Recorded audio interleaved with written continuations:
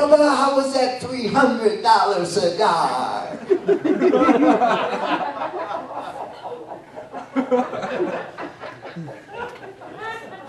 What can I say? My fault. Ignorance. But thank God I could handle it. Yes, I could have got fired. So, are you hearing me, Mr. Vergenz? Are you going, wake up? Well, needless to say, there's no cigarettes, no cigars, no lighter, none of this near my employment because I can't afford it. Next time I'd be gone.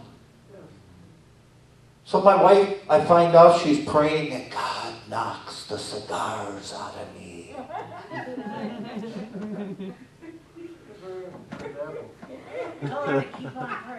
She was not surprised because you know what? I told my boss, I said, the $300 doesn't bother me. I gotta go tell Mama. When I go tell her when I come home from work, not get up for work the next day, or the next day, or the next day. So I told her, she says, I'm praying about this. It gets better, church. So I'm out camping. Remember the church camping thing that nobody showed up because they're all softies? We're in the tent. I get up in the morning, my brother's right down the road. He was camping with his friends that Friday and Saturday. So my wife's all 4 or 5 layers in the bed. I get up, I light a fire, I'm getting out the stuff for breakfast. And I said, my brother's right down the road. I'm going to go get a cigar. Don't tell my wife I said this. She knows it happened. So I'm driving in my truck. And my brother's standing there and heard me coming. He's got the cigar out already. And guess what I did? I pushed on the gas pedal, not the brake. And I smashed into this truck. Give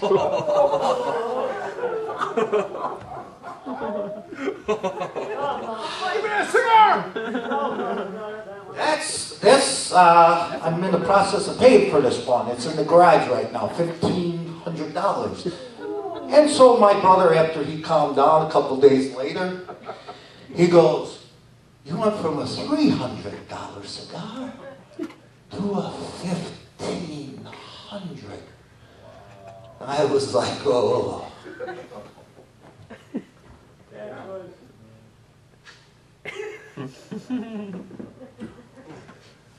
I need to go wake up. I better, because 3, 15, what's the next event, 10 grand? I mean, you know what I'm saying? Hello, do you hear me now? Yes I do. Yes I do. But did you have to really do that?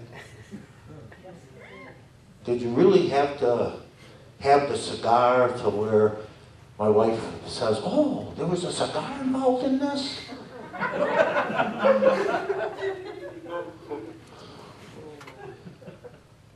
So, needless to say, $1,800 since July is a lot of money for a cigar, for something that I should never have picked up again. Wow. The prodigal son.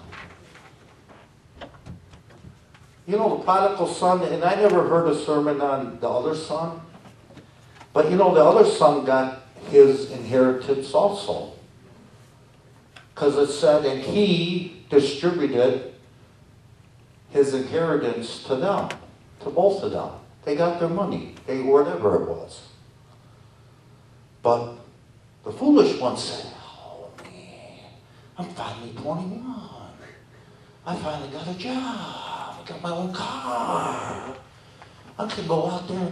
Man, I'm not living with mom and dad no more, T. I do my own thing now. I had a friend like that. I'm glad I wasn't with him all the time. You know, you don't have to be a drunk driver. Alcoholic, a drunkard, to be a drunk driver. Right. I had a friend in the Marine Corps. We were 18 years old, stationed in Hawaii. He bought a beater, so he had something to drive around the island because he wanted to be free. Party, chase women, have the time of his life. He didn't come home one night because he had a little too much. A little too much. He was a good guy. Wasn't a drunkard. Wasn't addicted to alcohol. He just wanted to sow some wild oats because he wasn't home with mom and dad anymore. What a waste to destroy your life over something you really don't need. That's good. The Lord gave me this. And I don't know how much it applies to me, but He gave it to me. So it applies to me. Hopefully not all the time. Hopefully just sometimes.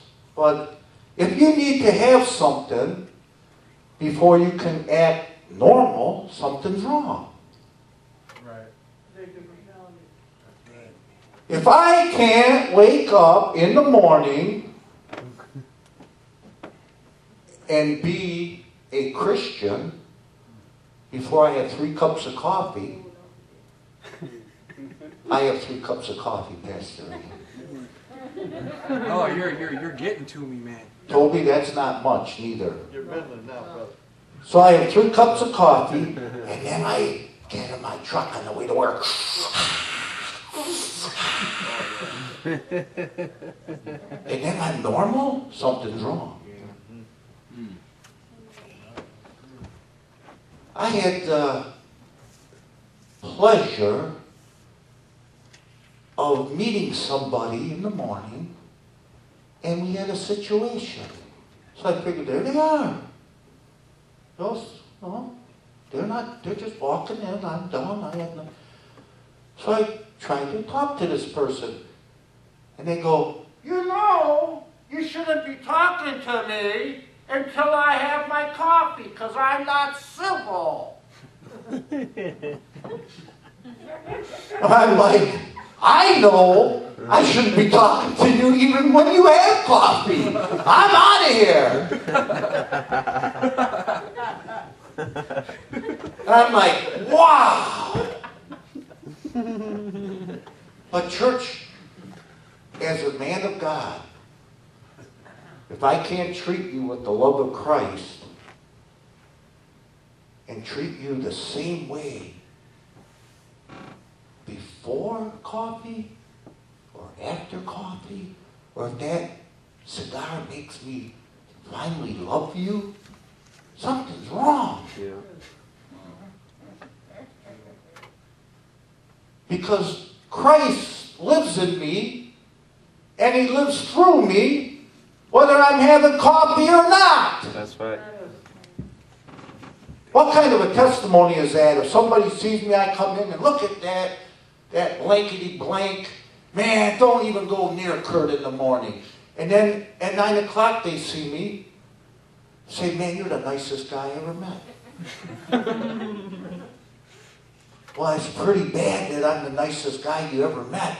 Now that I had a cigar and some coffee, shouldn't they be able to look at me at any time of the day, under any circumstance, and say, you're consistent.